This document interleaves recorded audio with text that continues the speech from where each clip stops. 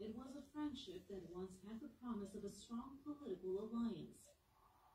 U.S. President Donald Trump and Indian Prime Minister Narendra Modi, both known as populist leaders.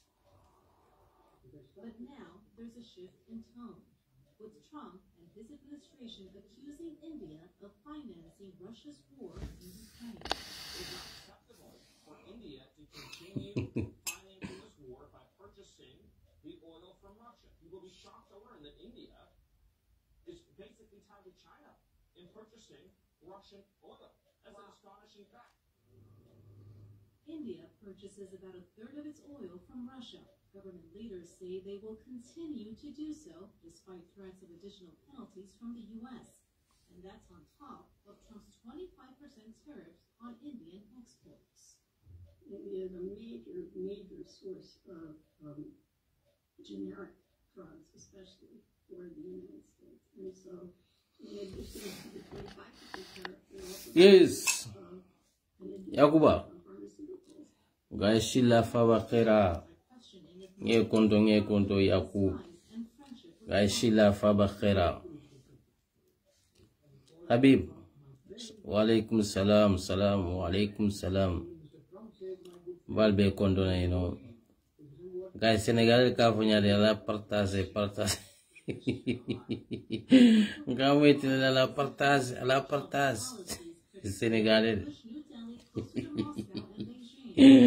Yalo TikTok ngol. Etele kanin fo bagere TikTok. Wa TikTok tembulo. Nke la video, nke TikTok ngol la sol leje, you know. Habib Dabo no manke safety, man futa sekol ma follow. Yalo sekol na ko mandi in TikTok sekol ni. TikTok sekol bejele, real sekol bejele. TikTok sekol use façon ko ñol bolle kono kata bula lamil di kinte ñol la. Ani la o something baro ni ngama ani salke mo baro kamule ngama ko salke mo baro do ko malam. Something baro ma to boy ni niaje ningaje every time like abora kan hakilo bulane namero la ba ko don dole la sorry wala na ko mandie wala kan ko ni na ko mandie ame suma fu because nara musol le fon malde nem kadar be muso ni kuto so bar follow kewo ni na ko mandie wotela biredan botal fulan jam ndeni na muso ni TikTok sekol nyile TikTok sekol sai wolle siata normal sekol wari itel kunnim kuba ka podile talo TikTok ko haram ko alba haram la janal metate na metal ba fula mole na futuo fon haram in TikTok sekol elafta ka dunia kole andi molbul Habibu no manke sekti man futa sekti ya mafolo alo sekti ya aman sono ya ndel mallondo soto yes keba sije Umar keba malinge kondom be nyomi ti wala nyimi kan kasukulo ngamoy kasu seta nyomi bas anda da ko yata jang yes ja ida boda kuntine no ni da boda sare kiline kuntin wali yalo Seguba la yala la kuntin ko dol beje no senga ñu lo mata ñu yona la mbaswaro ñul libya ñul mun nan dogeru na dem mbaswaro diuna muy del ifele faaji kunda ani faaji kunda la imam wo fa nambuta bar wo bata kunda wuru jaga bal faaji kunda la imam yalo wala dindi mun na molleti wala ama mari mun na diuni wala mun na mo kende ballete faaji kunda o mon kaja dula be jele imam la suwo kono ha bar kuntin kole yalo nyani kole nin koy ko jawlol le tamu nyani ta bu kadiye ndelle tamu nyani ti yakuba falsi so wala jawlol le tamu nyani ti nyani be nyani be ntalom kadu ndelle je mara ndelle je colonels nyani sandu tumanna jawlol le tamu jeti abu kadiya modo le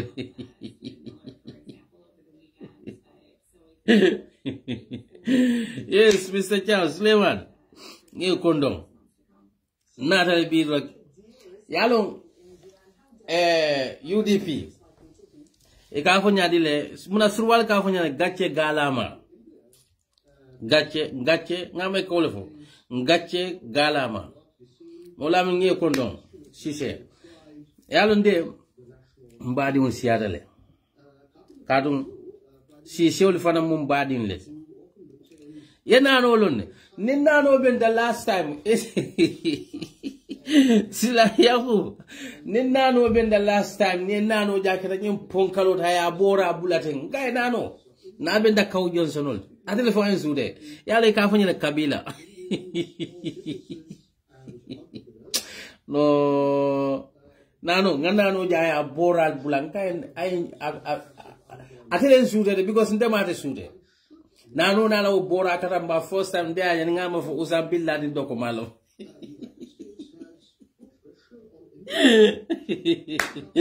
ngai nano ba ko ngai nano itele munyindide ko kabila ngai awasay mo bukangini kabila because say alfa le monde yalo metalindra school wal kankili mabutulla Dada save master junior secondary school wole kabila tolong kunan dada dawde sit ko batarolon andum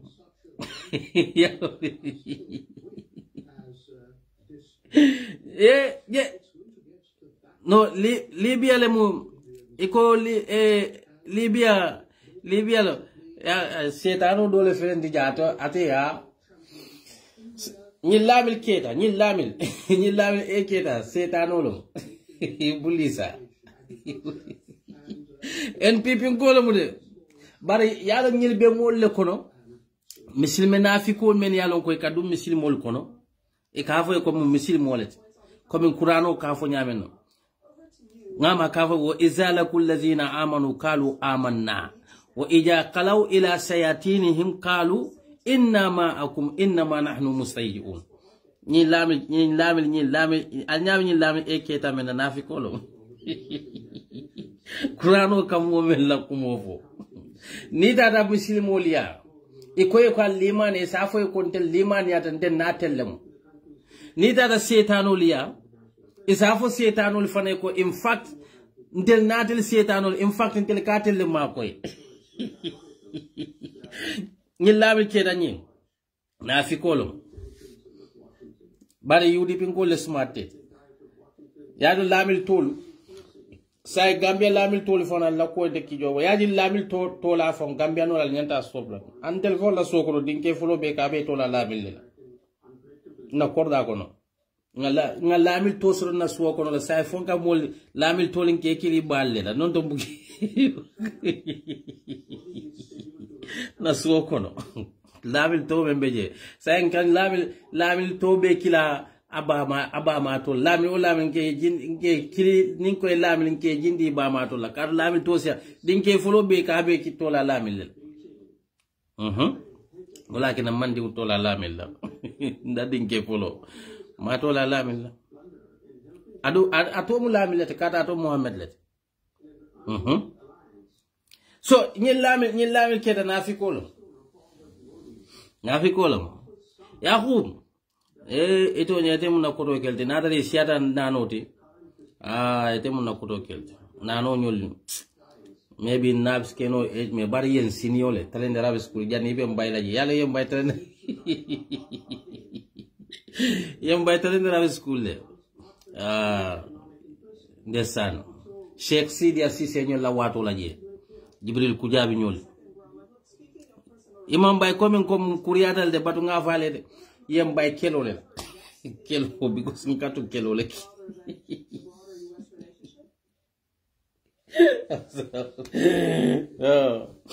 Anyway, ndaus comprehensive bilin tara na senior keje ndesan nga principal mentar je nkole nyamata bari wala nyamata ndi ado fela botan kono bilin tara je na buroda e mbaya la office kono because I am continue juba ko nyako ila nyin continue ni manyi njendi jet out from my office. Go many ndauske 1999 to 2002 men ben daus alin Mr. Jammeh yalo Mr. Jammeh daus comprehensive ila principal o modol ka ho nyamato lo bare nina buroda tata lu mekata register jayem bay akon kun you know yalo tuba buja wote jam principal o ka van fenge ite ka mo kun jube mun lay kun dinyo le siade kedatene so that's anyway. Bari ya ko ke nano nyol munna nano nyol siniole bare la on dogeru Libya mfanango siniole Libya mbaswaro alfa kende ba yalon desan wala tina ninga jahankadi ndione ningal jeneni rola social media kambala fa baki ngalo ne sain kayino na kolchol be bankambulo ntoje janko dindi on kakulu. Yes, anyway, not hello. I just want to talk about something. Wabulu konomo Lamin Jai yalo mo jalo sirun mo kurun anene bukamul hani muneki e buka satisfying no. Lamin Jai ko UDP akontol UDP kol be wuri na ka foko ha nga 8 million raise nga 7 million raise ako wo is just a one ako NPP la heavyweight killing drone wo bo ko do nyim bondla I mean for tonyalam one heavyweight of NPP abo ko do bondila o mutonyal ye mbaswaro mila on kulati watu mo nakajad labe lati kuna mara sewol somda nin jita school nin doj tankata si mbaswaro mbaswaro nyola biti ko la lati kuna mara sewol esa ba sabe kebayal de ka sabe kebayal de because one inside them will metal dele Gambia bula 2002 wala tina ningan dogeri mo dole ndebe bula Gambia. Let me tell you, I was 18 to dela grade 12 certificate for mo bonyala you malo fali alo mala anyway.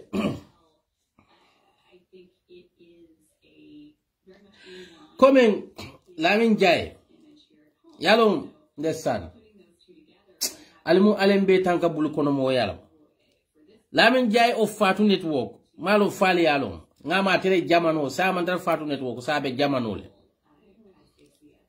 sabe wolto because jamano ay afansu newsle yele Lamin Jai Abubakar Jawara le sponsor Lamin Jai la audio wala yalo ninga wo fenka wafola ko because wol anyol nyolo ne birabe ta ka school wala kallon ci diale ka ko be kay ninga wo fodrabe na fola ko kar nyolle kan na fenko anila interview do be je birabe abe Fatu Network ay audio ki Abubakar Jawara ka fay ko mbeta ke la party leader ya mbeku sifa kelela coming arrogant audio questionable men aya so yarafa Lamin Jai Lamin Jai kile to go and disrespect lawyer Hussein Dabo audio be jante ta mari to vola nga audio jilla moyle ngamari na ko nyane ya ko because you know this is about families I respect that janabe bola Gambia so wo kamfa wole be Lamin Jai ko do hanisai coming ala satala ba Hussein interview la kayata interview la wole kamfa ba ko But one thing Lamin Janyan told understand. UDP mumyo be. Momen bebe UDP kono. It will be killing dinola. And then UDP momo beje ni UDP diuna biramu so fake fadinding. A be intelligent Lamin Jailet. A sondo moman futa. Seko la keta bulu kono mot. Wala tinna alimu alem be tanka bulu kono din wulu wala. Yaje ni keta bulu kono mot. Ebukana itela consent is dictated by the people. Your consent is controlled by the people. You cannot act by your own, but you will act based on what those people, many aloko, they are enslaving you, because when they control, you will be dictated by those people. Lamin Jai, Abu Nyale, Abu Akar Jawara, wale Lamin Jai, wale Bakoto, wale Kakodo Diala, Birabe Gambia, Yalo Fuaraya, Almu Alembe Tanka Fuaraya man. But Hani Sike Fuarote, Almu Alembe so Foroya Fanana. Yaje Niketa Forod, wala Tineko, Adama Diune Wasata, Meya Lonka Foroyata. Because ni wasata Yemen soto rek, eka alhamdulillah ke olek. Lamin eketa, awuju billahi min jalika. Kuluha kunya million wulu warwulo dunni wote ma konte taminto baro. So eka ajere, but lafta men fula Lamin Jaya, ay men fa ko NPP akoy la mo killing asi 8 million bonda to nyala wol. NPP mo killing as even 20 million the NPP la. But Lamin Jai, if Imam may understand walamuko, you know why the people do celebrate? Even UDP give $1,000. You know why do they celebrate it? Because May wo 1,000 OD. I had it through heart lela, very clean heart. Amari adi wol. Mo meye walatin na nyanta men understand la ko Lamin Jai dukare manda TikTok. Man naman tarim because nga bulok junal mbukala dukare ali nanyim postali ya sambay alafa esa jawla ko ay memfo kafo ko UDP ni 8 million be wuri na menti NPP mo killing ba NPP la heavyweight killing sajon afa esa jawla kay memfo to nyalam bara lafo Lamin Jai ko UDP la $1 UDP ila $1 wole fisiata NPP la $100 million is now $1 so is more value than NPP la $100 million is. You know, until la UDP ila dalaseo killing malo file kamo du kadal ni audio sama Lamin Jai ala fa ko ay même photo nyalo NPP mo killing abe 10 million jono la NPP killing abe 100 million jino la NPP la. Bara la fay ko UDP la $1 so is more clean, more value, more halal than NPP la 100 million. What you cannot compare those things. Comme ala ka Qur'ano ka fa menna hal yastawi allazina ya'lam wal lazina la ya'lam. For mol ni mol be kanyan nola ba men yalo ani men malo. Ita kanyan nola.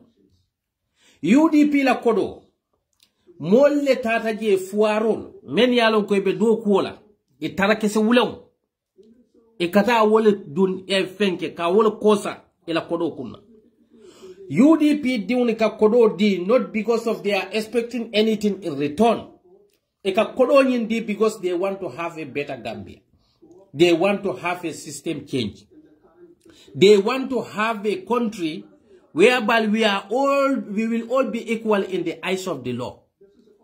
Walatina UDP diun na kodo bondi aka abonda a halalo leto aka abondi ngani yole kama abuka bondi nyin kama in anything kafoko I'm expecting anything in return. So that is the difference between the UDP and NPP. NPP mo kilo membe $20 million so dealer NPP la. Wo $20 million so men abadi kan NPP la. Abenata la Gambia bele bulu haramo. Let's take the example from the Ajibaniko Susoho. Ngama to fundita jan. It's one of the NPP la financial. Ajibaniko Susoho. Adamasi 10 million dino. But what 10 million men ayadi ay kodo nyimbondi min tole. nga molle je men yalon ko wolle ka NPP finance B. NPP ila party oning is sponsored by the who are sponsoring NPP drug cartels.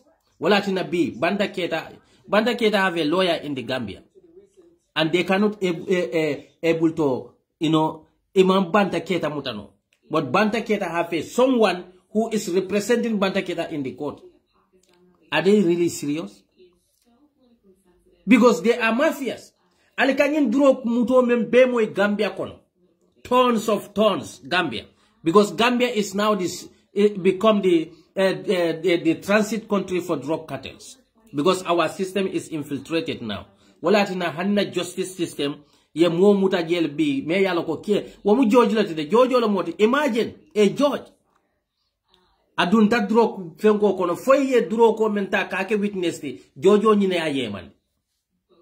Al salon ko na country we are in a very dangerous situation right now. Because muneketa all the drug cartels nyinlebe NPP finance ka and the mafias many alonko they single-handedly giving our country's national asset to them.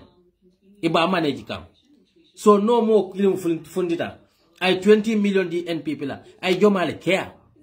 Wala kinankale ko UDP la $1 so. Wale fisiata, a seneata, a halalayata, dina NPP la 100 million. Nadiate is 1 billion o fenkenol. But 1 billion o nya abota jomal lebulu. Sunyar kodo haram kodol. Malo fali alfan koros ba NPP. Alla kod bondo abuka mo nyabo. Because moli yalo nalbe kodo nyi soto kanyamen. Adi bani ko suso. Ato fundita scandal jollet. Yes na ongul umar nge kondo. Ato fundita scandal jollet. B Bankola National Resources. Ya article B. Adi bani ko suso ateleka nawek supply. Nawek ka tulome use pour ka courant produce. Munatina nawek fund cannot go and buy the foil. Me yalo ko itil be me use la. Why they have to have the mediator? Ite Gambia ding la namo le bebul. National Resources le bebul. Ite ka namo kote fanantaka wo contract ko di wala. E ka mune fowe wala muko ila baludula. So these are the people many yalo ko they are sponsoring NPP. Ni aju baby Lamin Jai. Coming ila sonne me futa balia anila faham balia anila unpatrioticism ila banku ding ila banko kanu balia nkole nyitela because munemu ntebu kete bilem Lamin Jai because munemu you are controlled by the Abubakar Jawara wala ka kodo tika kadila wala atine ko NPP la one heavyweight asi 8 million dila atonyala Abubakar Jawara can give 10 million but today na sound minded agna flow kata amintole sound minded. Can any of the government official come out and tell the Gambian where is the sound minded money is going? Ikakolo nyindi jomale nobody know. But now sound minded jomale ba akuna Abubakar Jawara NPP la financial. So therefore NPP ka 10 million mendi mo kilum ikadi because they are expecting something in return. But UDP na mendi abuka feng expect in return akake lillahi wa rasul because of ikake mune kama purka banko kendo soto Gambia diumbe. Abe NPP la financial fanango mengeta kalili wagete. Lamin Jai, you should be ashamed of yourself as a Gambian citizen. Be te Lamin Jai, itamu Gambia diunati ba Gambia fa Gambia la entire family be Gambia. But ni left a thing order like let's say you want to order flour or you want to do the flour business, right? Faranyo, ilafta faranyo natin la. You as a Gambian citizen, you are not allowed to import, flour into the country because yalo muneketa kalil wage a contrabe wala wulu me yalo ka manke Gambia di ufangote.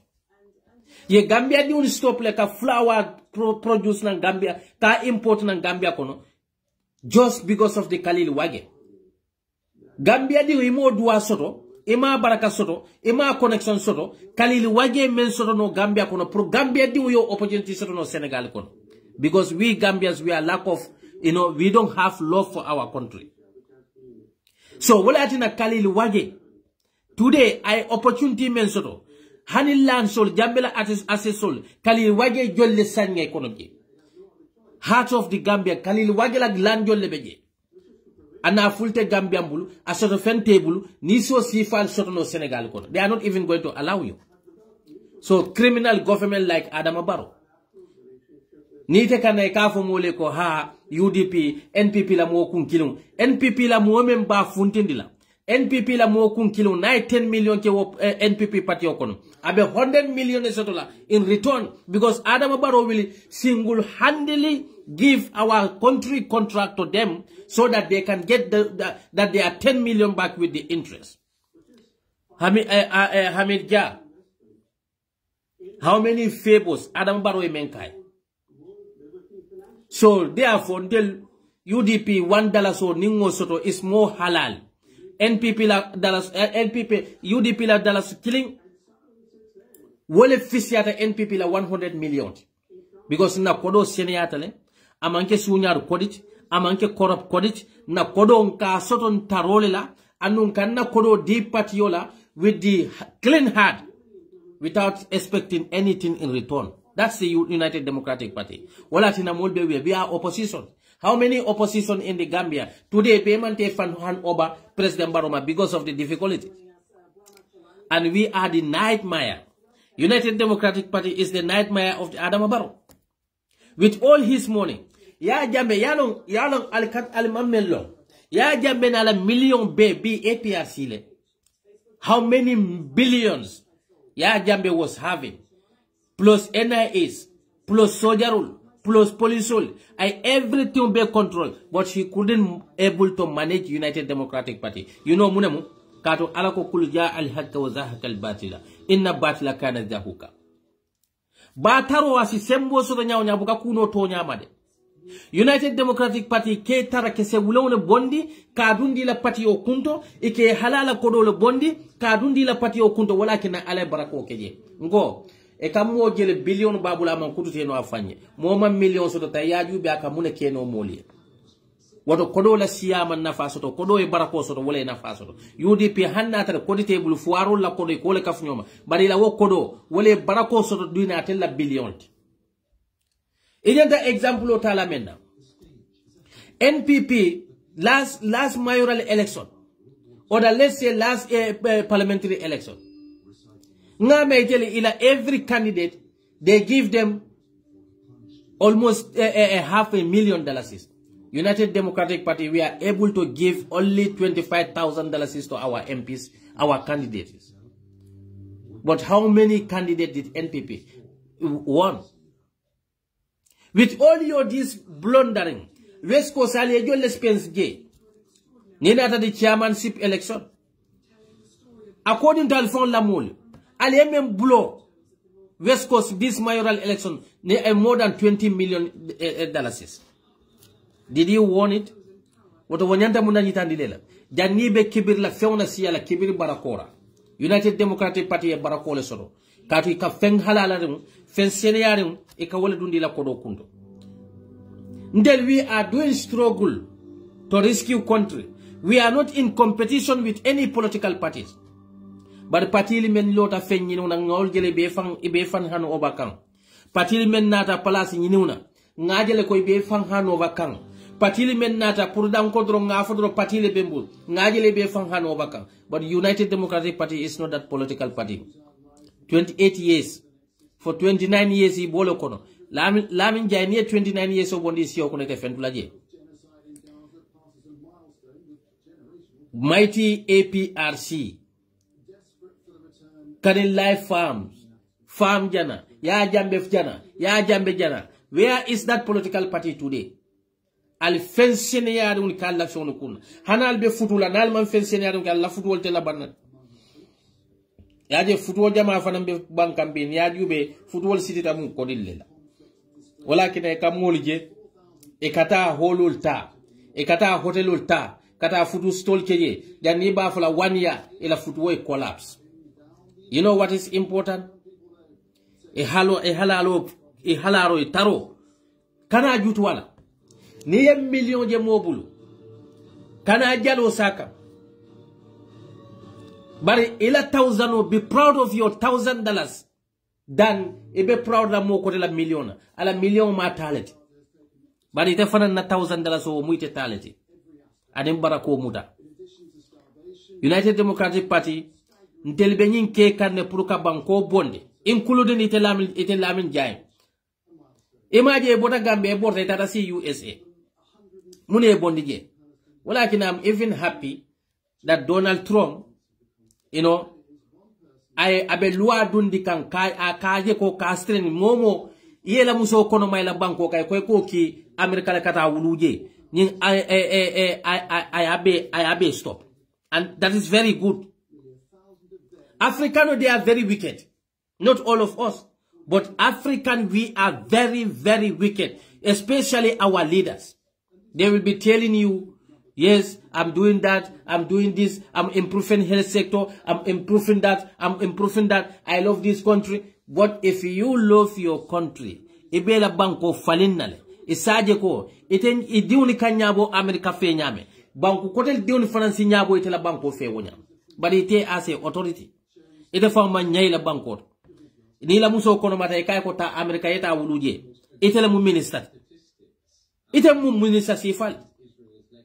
Because when minister men be America, wole America ke America foyte nyabota jefe. Why can't you do the same?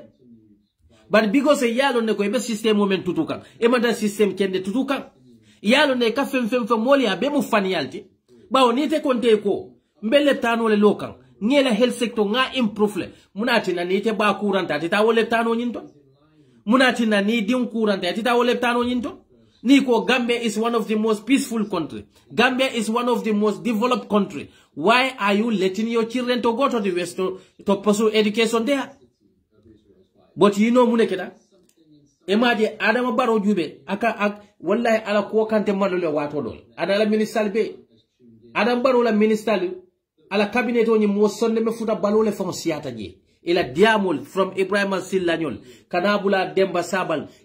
Seeing these cabinet members, you know that this country will not go anywhere.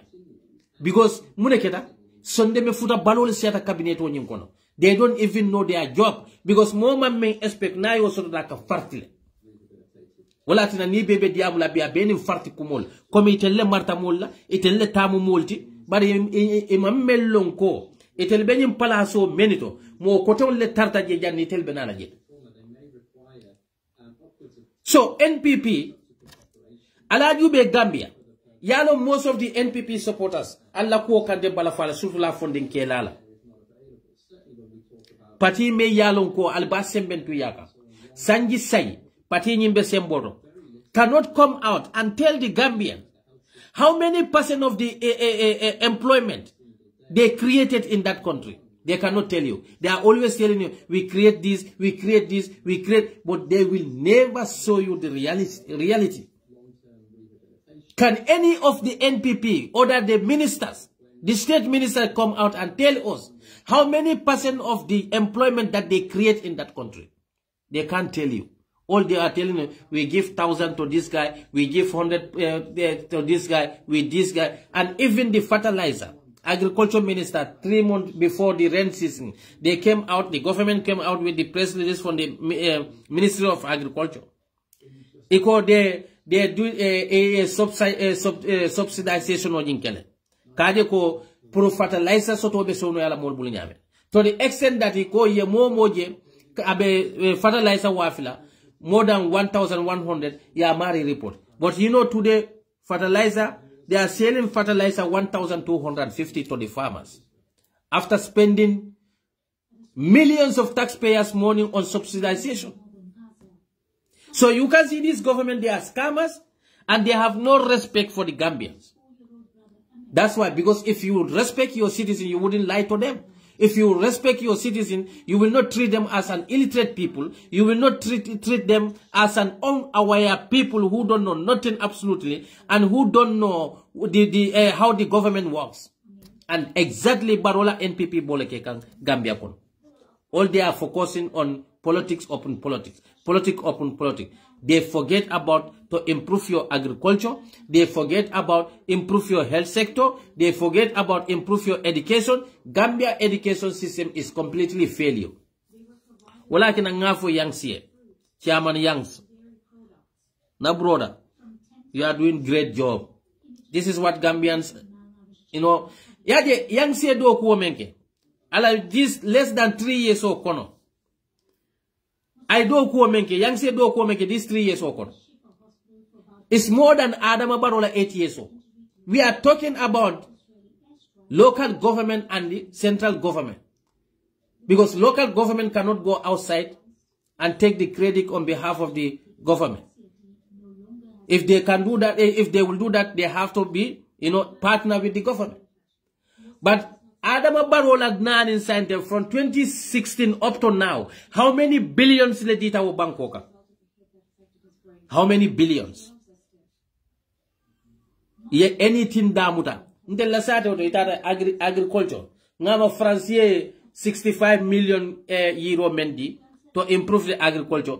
Nte la sate o bulata wo sate o loko men ya loko they want to expand our rice field. But taidna sate o yenna farol besuki, yenna dalo besuki. Projecto nyim felita, they now abandon those rice fields now after destroying our nature, after destroying our rice field for us. And spending millions. Yabe destroyed. Adam Barola Mansakunda. So mbeme mfo kandro wala muko. Adam Barola Mansakunda compare them. Yalon tella Gambia memun tella problemot.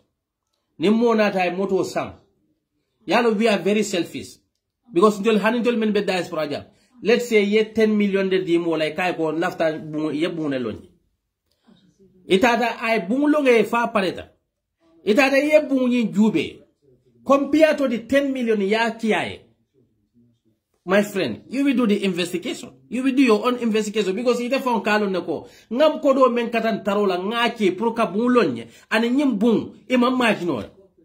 And that's exactly what Adam Barrow and his government are doing. Ekamuneke ekatale ka million tanang. Along ko near 10 billion, near 10 million neta. Ebe 7 million betala la nyote ma 3 million ya spend project all kun. Na agriculture, ya the agriculture ministry, most of them, you know, most of the, ayano, molbukadiam agriculture ministry. Gambia agriculture ministry are the most wicked and corrupt his ministry in that country. Gambia agri ministry, eka Gambia na afro be spend muna kuna. Workshop open workshop. Workshop open workshop. Wato dole be mol tala nan kebondi nan base. Eba sa fela wo dole je. Mbejo la 3,000 le eka calculate le. More be wo workshop o attenda. Eba fole ko a day they have to pay you like a $3,000 or 1,500. But they will transport the people from the many alonko will be do ko la basele. Ibe natindila iye to sa feje 1,500 a day. But you know how much they are going to give to those people? $500 for their transport fee. The next morning, that's how our agriculture ministry is working. They are blundering taxpayers' money on workshop, open workshop, workshop, open work. These workshops are the most problem. Workshop is the problem in the Gambia. Workshop is the main cause of our backwardness. And they will workshop ole mun na fale so. Kata sinyo kaka teaming ebe siri bela telephone mutale ba fenke la nyotema. Ayalo atolu albukama fanko komen ko Gambia diune malti. Wala tina ngafo na chairman Yangs. If you will listen to my advice. You see all this money you are paying at the Gambia University. It is good to invest on education. But if I'm, not Yangs, you see that university, I will only pay universities for those many alokwebe nursing field okon. Many university jola mole, many alokwebe doctor field okon, the health sector, many aloko they are in the field of health. These are the people I'm going to pay university for them. But the rest I'm not going to pay anything. Because investing on those students in university, abe mune natin dilay, ate fen natin le in return. You know, spend taxpayers' money on the people like yenye trokol men be natin di natarin telemu itete mbe yamarole ke kande, because everybody know that you are doing a great job. Yedo ko menke ilanyin sanji sabo kona yedo ko menke ni a compare to the percentage Adama Barrow la central government ma a quota for him. But natarin telemu ye benin trokol men natin dika, we have to be very nyantalo nambenna do ko sambala nyamen. And wole mu Africa la problem what mi ka fo nyaade le misplaced priority yaje ibenin trokol men natin dika. Invest on the youth. Karambu youth so many aloko, they are ready to do this car mechanic. Come in fita yal thing is many aloko is a karano mel lafta karana. Yeki GTI. Send them to GTI. Invest on them. Ibadila ko trokol many be natindila. You don't need to call the Senegalese to come and repair it for them. Well, more funny, that will be a method of the employment. You will employ, you will create the job for the youth at the same time, and then the West Coast will regenerate money from those youth sold many aloke best spend kekuna. Katu wo youth sold many aloko nieki kata GTI ka mechanically ka auto mechanica fita yal karanjeto wole ni pareta aliena aliye employ West Coast e bajela ko alla motol alla e ka fonya de vehicle maintenance will found bo ken wala al fanya. So council aliyalla fanso fita also aliye job they create also for the youth people, for young people. But investing those people in university, my brother, it's just waste of taxpayers' money. Apart from those, many aloke be health work like karankanje, many aloke doctor no so lomuit. Apart from that, but you see all those lawyers who ever learning atodum, whoever man, yaje mole ben kole kanteng.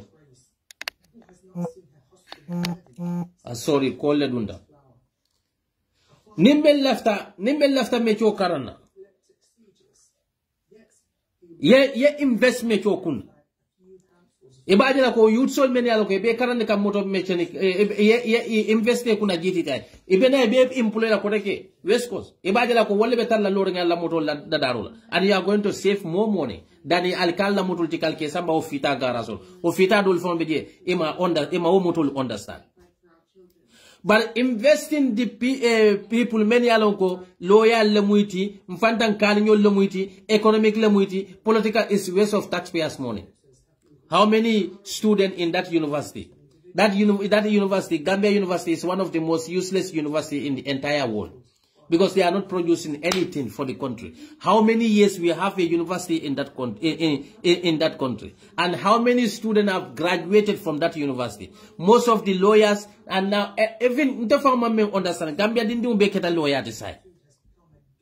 And some of them became a criminal. They are standing for the criminal in that country.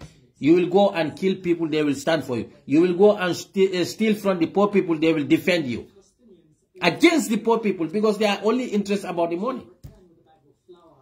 So investing on those students in universities, many alonko imantari health sector la Karola, and in many alonko imantari how to call it, imantari engineering na Karola is waste of taxpayers' money, because in return, taxpayers will not gain anything from it.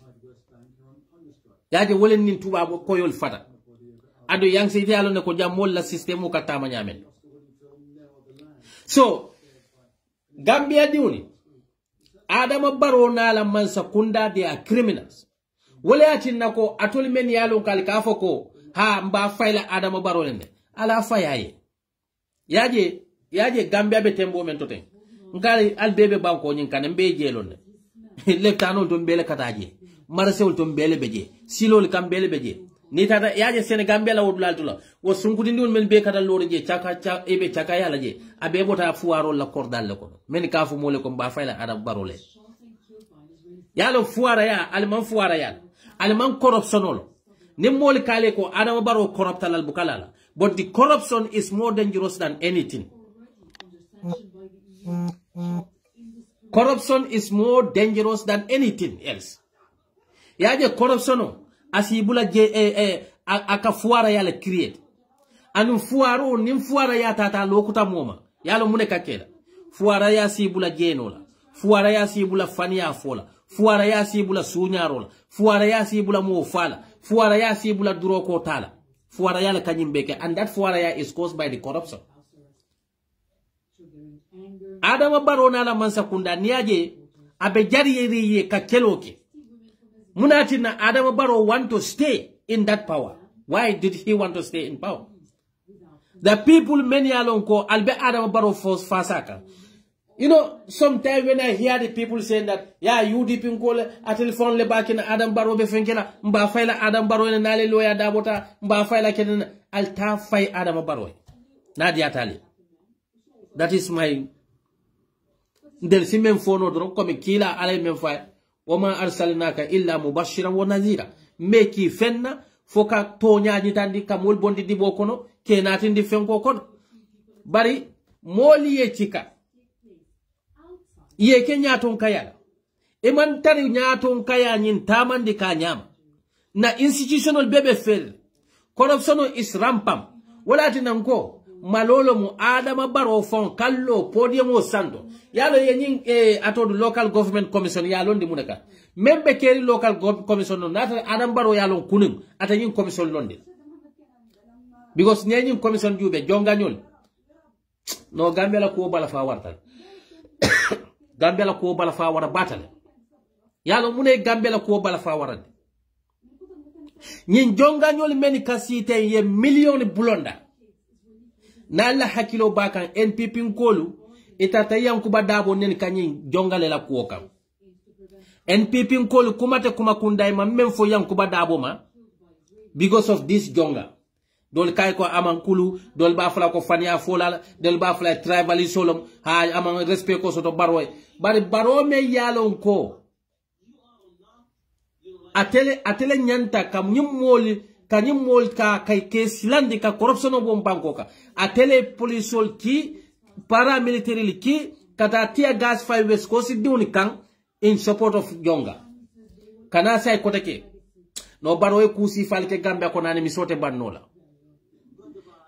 nintemu Barrow tibi I will resign because jonga me yalon ko yemo yetia gas fire itate ka polisol ki kansulu katia gaso fay mol kanyin jonga la kuoleka imanda da wala ye West Coast be kebe doya wala muko West Coast nkol la kansulol men ye bero fay ka wolti ka kati ke kaselo ko nyin jonga la kuoleka imanda nda wala de President Barrow na ta koteke ka order pass ka West Coast la namo ta ila namo ka be ila kela bank nyol be fresh ka afu ko ite access to nola West Coast la kodoma West Coast nkola namoma fonyi fo woli jonga bula kado ko kejeto mo me ye taxpayer solda million this can happen only in the Gambia and that jonga can sit before the commission today and admit that the blundering of the Gambian taxpayers money. Sontolu, what do we want? Gambia di una lafta money fali ama alal jila nan santoba wala alal be malaikul kilal kannamba kafal al kanabiro fay Adam Barrow because ala asimenyita Adam aduna wala mutaman serol ala buka malaiko kina mobe kan aka malaiko kidara nabiyo molleka nabiyo modunte na la ko nyin duniya kono kodek baray kolle fonye kafo ko nyinne mambete ya nale nyin jiko karje ji nyi moni mo nale nyin jiko nyin jiko karje mola alal kodi wo mari bar Gambia diun kalon ko momu mo kurunti ala emotional akabula wole noma membate fon tinyala abadi un tinyala abala society tinyala abala banko tinyala fo bi nyati nyine la Gambia ko momo e tinyaro ke Gambia ko Adama Barrow kanyille kala close friend momo e Gambia diun kumbo ni nyille mu Adama Barrow la close friend come on Gambia alingan hakilol tu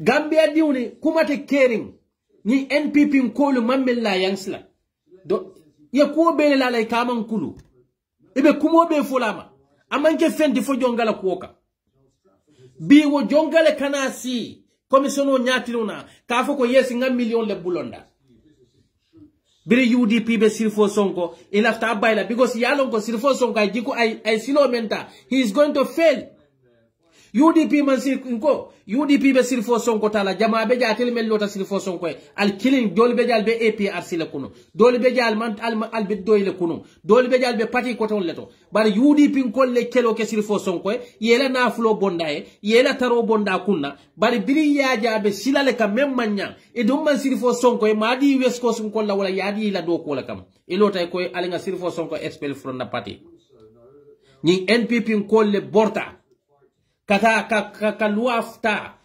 wotumo NPP man soto bari jomalle soto ta wotumo e ka fo nyaadi relegated UDP la MP sol wo fail MP sol wo MP ol men yalo ko malutela and the history will judge them tomorrow Seku Maro nyole I borta kabilo samba ka samba na dibite buna to change the local government act nie ke die chairmano bay ita ate fola la palasola with the help of the Halifa Sallah because se ndema fo Seku le yafo Seku Maro fo ala jawara lam Seku Maro de ngama ala jawara la ala jawara atele yafo ako Halifa Sallah ya help je back bilo ni na karola yo bilo ke munela to protect the Sirifo Sonko so that UDP at a Talab by election. And we see the Doi supporters, we see the other political supporters because of their hate against United Democratic Party to defend the Sirifo Sonko. They even celebrate when the UDP lost the case.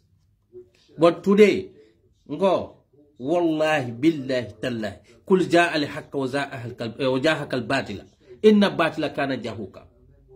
Yaje fania ka kibiri fania si sembo soto bala nete tonya defeat la jomande UDP ni Sirifo Sonko jomale be sili da malbuna bito alinga sila alanya ala man lafina karola de UDP ni Sirifo Sonko jomale be sili la malbuna Sirifo Sonko was going from one platform to another disrespecting the UDP disrespecting the lawyer Usain Dabo fakara fankole Sirifo Adama Barrow Sonko. He forget that. He never thought or never think the day like this today will come. And then it is so sad and unfortunate. Adama Barrow, you know, sometimes Gambia doing sometimes till na kuoba fa warta Gambia from school from benyanta boyla wo banko kan because na school from kam dama na faso. Ntelingamira ko School education is all about speaking English.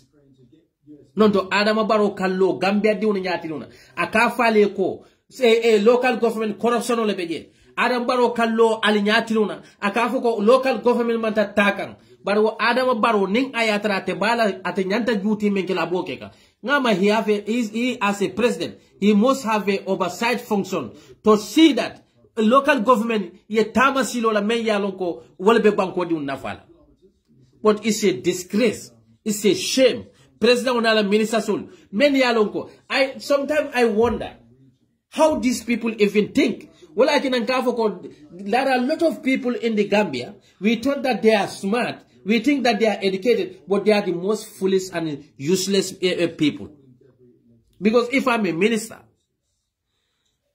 and then I believe that there is a corruption in the local government, I will not come out and say that, yeah, local government failed.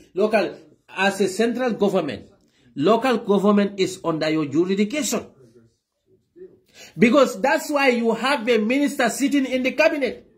We should ask ourselves as Gambian, why do we have a minister representing the local government in the cabinet? What is the use of that minister? So if local government fail, if there is a corruption in local government, that minister, as a local government minister, should resign. If there is a ministry called the local government minister, and that local government standing before the Gambian, and the leader of that local government standing before the Gambian, telling them that corruption is in the local government. Is that not a shame? What he is doing about that? And the sad thing from all, what President member Foka, atele lota ja kamol fasa, ngamra atele Seneb Martin, no Gambia ku ketal la banko kang, sometimes Gambia la ku bala fa wara battle. Allah ku bala fa wara battle. It is sad, it is embarrassing. Billahi wallahi tallahi. And then sometimes when I hear the people, Ibaha UDP ha yalo baro fon e targe wole fisa UDP e danang. And so what? If you like, keep Barrow there. Whether Al Sontabang, Al Mansombang, whether Barrow believe it or not, one day he's going to leave. Na kende mama leave afurobe bola jele. Mansa killing jamani buka dunia bang. Anda kanamira ko hanbe kuriya membe ke kan nimfata aban nimfata mansa ko non dahatal ate dahata bara mandu ana addi woni be fanyola dunia tambita wolale ande atel minister sol be al kanamira ko nali fata al diwni be baluring they will enjoy al yemen to al koma dunia tambita wolale. We are in digital worlds. Al be fem create kanjang al kanamina ko al baldi un la ficho le create kan al be destruction le ke kal di un la ficho la because muneketa al te fuaro la kodota la ka bulonda al te fuaro la kodota la ka kasara al yamira ko al komo wo be freedom o sodolale. Forget about that. So nali yamira ko voting for President Barrow, you are punishing UDP. You must be a fool. You must be a fool. Because ni ba ma sa kata leptanol. Ifa sa kata leptanol. Ite kata mano san dame UDP ngol kata mano sanje. It's a stupidity. One can that one thing that okay, alinga continue fight Barrow like you are doing for UDP. Something that changing Gambia or changing President Barrow, they are doing favor for United Democratic Party.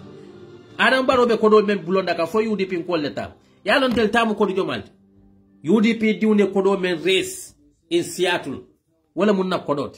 United Democratic. Yalo baro hanna tar dunia la dunia ka yala to kodo mala. That is the money of United Democratic Party. But ko billion million yalo kanala mansa kunda ba bulonda ka. Gambia bela kodo lo moti, including NPP supporters all. Mol ka fale ko ha barobe do ko wala ha barobe nyinela sanji say alif NPP funding kyol be nyinin ala bambole men talibo konjira lami tude o bota jele say alif funding kyol jube ba ye do ko dino jomal la nyil be kon na manke breaking news. It's a shame ndema me la nyil fon hammo bela yaje adamadu desane ala kana mo be nyin din sifal fe. Ite la balwo manke fend. Minister beta adlamen akoy bulan no mana. Breaking news. Alnal badi malamu ala bamole baro dodo. Ite koy be diwul le sotoka. Diw men yalla wol nyante yakar le tele la. Ya rabbi man satalla. Mbe danila. Ala kana ke yedin dinna. Mbe balurin, nte balurin. Ya rabbi man satalla ala kanan din yelo bombala membe kala adama di yenyinti ala bambole mul baro dorong. I don't even know the kind of women are married to this kind of men. Malo alfa jomal le fananke diuni tike kedi nyi mosifan fanweke ala bambole membe ta kan janale ala bambole men na janna pare ye 5000 tika yadila musole bete bulu diwne be bulu ite nyanta men la karambu dola diwne le bete bulu men nyante yakar le tela noli sasata ite nyanta molle danila ite noli beta university ite nyanta molle danila adam maddi un situla lorin daniro kamba hani ala hannabiyo mole ala koyne ko ya ayyuhar rusul atel nabiyo mole qulu min tayyibat al domoro ke fon la men be sener wa amalu salih ale bara kendolki ala ko ma min dabbatin fil ardh illa ala allahi rizquha ako fende nyim banko kan na dafe on kono man harje o kemenna badal kalte do ko kela fale do ko kele balu nenyi fomo e west jangi ba amira ko no that cannot be true ko funding kyol bentel la banko kan wol kata e audio le bondi ila balobe depende wala kenan ko nyin dol beje ni UDP mantar Gambia ko be wol domolal e be munefe kato niaje Adam Barrow be e tel be wurla Adam Barrow because of UDP le beja UDP mu nyile balu rannet nyili nyanda wala kenan ko UDP man fa folo de kato patu me yalo ko hanin jawol hanin jawol ni salita e kadua UDP nal ma mela ja kato modol be jam ne UDP te keri UDP mandel baluri wole hani daji handaji hani kadaji o fon daji o wole beficiality but because of UDP la baro dundi frustration o kono o frustration o advantage that's what they take if they will use can as their advantage and their source of survival. Fali amanyili men kata wurka ni tate la bunu kono ilo ta sal kulolka e kafle ya rabbi almu UDP melajan ya rabbi almu UDP melajan ya rabbi almu UDP mela opposition ya ila duabe munyilati katu itel labal wobe dendi ni funta somanda dabo ten usien dabo ten UDP ten ye kole e ko na jata ba fele ali jube NPP ko la jata ba ka ke jomande men be dabo nen ka suto nin tilo dabo wulu nya fisiata men ama mari wulu fisiata men adde wulu fisiata men katu dabo diwni wol be educated dabo diwul te kela mo noma baro doro right so ni de ko ede ka wo alifale nene ede ka wole doya ale mo kement ite ko ite bo bondila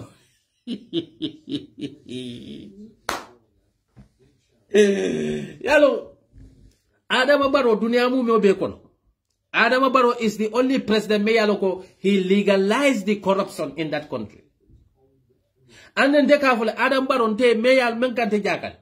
How do you sit comfortable with the other president men yalo ko wolle na tete mako nyim banko Gambia banko ka kesindi. Ite sita iko Gambia be ko president dinala nyim banko kanjang membe tambila sanji tawna. Ifan fele ko ibeta la sanji tay ka fo ko sanji mo da dol be day ba fo ne sanji kemen ko dol ya satale ka fo ko Adam Barrow fo comme ajabinta bala batabal jabi ñol ajabinta batabal sabal ñol survival men yalo ko they are struggling for their survival wol buke mire la samala wol buke mire dinna so ko be mire e mamarina wol ke mira men na do etel be talla siri nyaadi le katu Gambia we all know it's difficult Gambia we don't have a social system there ni Europe lam jomale bena kava Adam Barrow le ni ken no ni sasata man banku ko de la bar jaman jang ni manta do ko la man sala kejo e manta do ko la man sala ke la bujo mo tena la ke ka fo ko ha abero fanya man bodo fel ani jang hani bama ni man do ko so de ka fo ne tay meldi man saya man sala ka social beneficiary dila yalla mu ne wono good system yes sister binda nge kondo good system bari mo men yalon ko wolte balu no la system coming back so like nkanyi men voting they have to survive on this way because ntolu we don't have a system me yalon ko ni manta do kula man sale be jola ibe balula nyadi you have ite nyanta wele jubele be balula nyame we have a people men yalon ko they are handicaps back so na nyon sintela ite ku kenola so only survival the source of survival is kadum politiko kon attacking people if on ko de car respond to car Gambia become respond country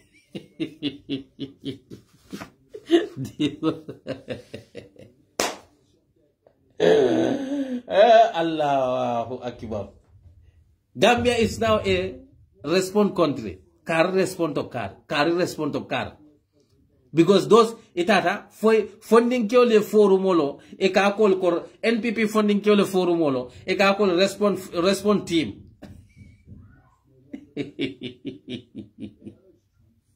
respond team he ya rabbi man satalla Gambia bonde nyin kono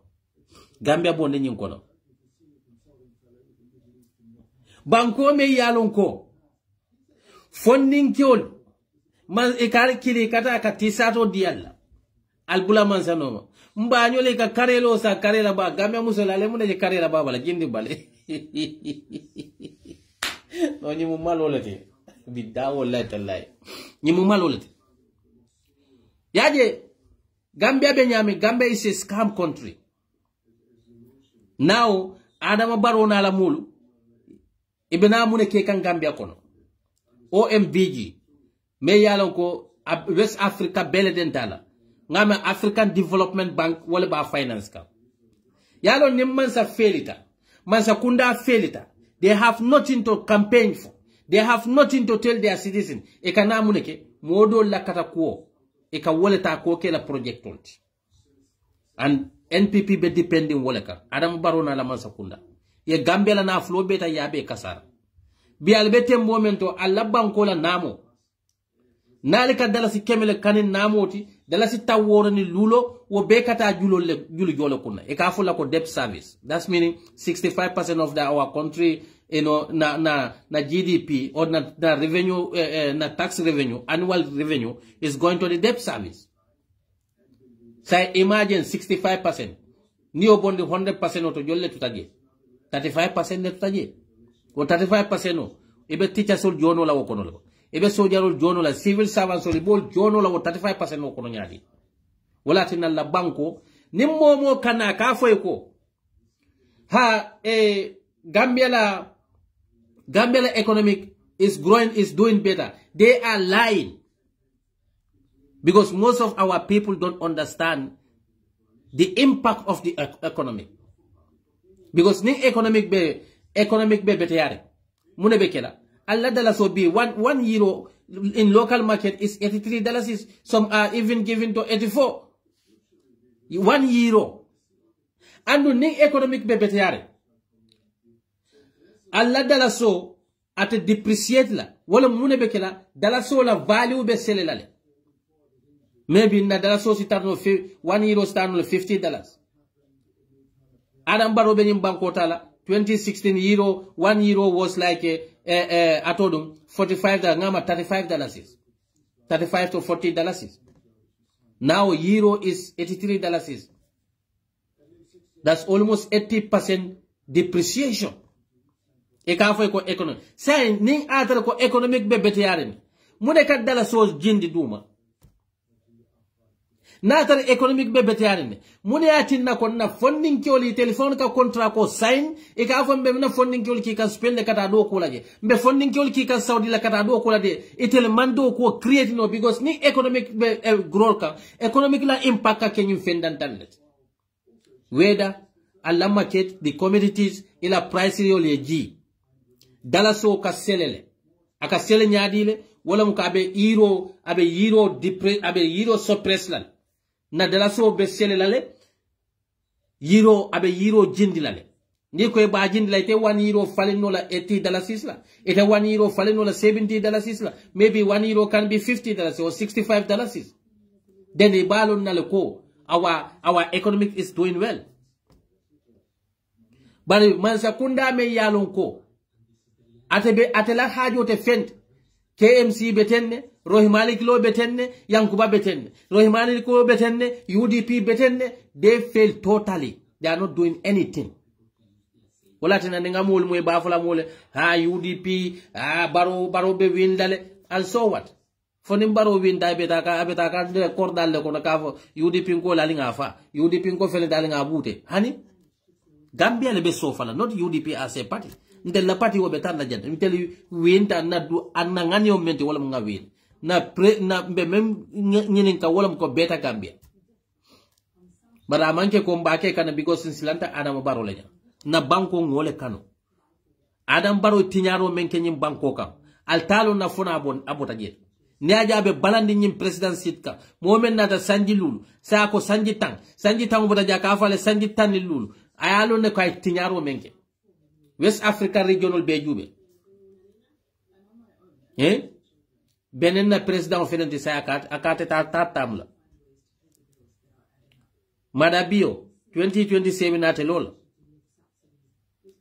So all the president in our West Africa region, Adam Barrow is becoming the oldest president there now in West Africa. Katu Ghana new president olbeje. Adam Barrow benala birin Madam Salif Johnson beje. Salif Johnson tata chaste atodu George Weah nata. Wobota je sai buakile beje. Nigeria to be nala Buhari le beje almune manin kafar kelay saitini bule beje Adama Barrow stila be sir wodla ta kate tala moli selfish people ol babale ka fay ko tujang e kam tate dambana banko din kendot bar kulukan sumuna e fan koto atobe meni ko ya jamme tarjang bi wolle be bala ya jammele Adama di nyanta karannal ya jammele meni ka fay ko babili mansa e ba fulay ko nabiyo molo mo e ba fulay ko ñom mansa kendo te kere bi wolle bu ka baya jambe fo bu ka la fa toy fo te Adam Barrow la dulato so no mete karandi e ko jawara e janne Gambia jawaranta ala kana kenyala e ko ya jambe janne ko e tele mu e te ñom mo kendo te kere ni nabiyo molo mu kilinti bi wo mo kilun le bete bala e ka bulo ko si te fana yamira ko nte ñote kere e be dundi kam masi boko na addi ene be tardane mi samol kono Africa president demala muna mala problème alla problème alla ko bala fa wartat surtout la Gambia ñim banko be do yaare ñame bal problème o dron anyway be dandale janne I greet you all ali nganna banko fali Gambia corruption now is rampant. Corruption is legalized in that country because Adama Barrow man pare corruption o kelela na corruption o kela fon badi una bolle mutala be soron na le hakilo bakan Gambia la kodo yenna Central Bank boisedi ay Gambia la kodo tajana over $300 million kati ka kadi Adama Barrow barindi wala koy business o kala that will be happen only in the Gambia njaga sana ni Amadou Sane bare alla de bakanna wallahi ala ko tilka li ayyamin nudawiluha bainan nas naman sayati lol katala na jon letema men man karan kununna walla kadun bi toro kono men man karan kunun nim bila walla kadun sama toro kono ya jambe tambita janna ala yama tele bulu nya fisata ya jambe atelle fisata yaate anyway ngako le so ngalbe bula fo wati ko dala baraka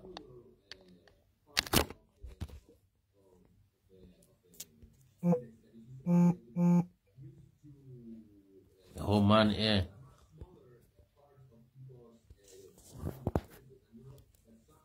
na network es tupo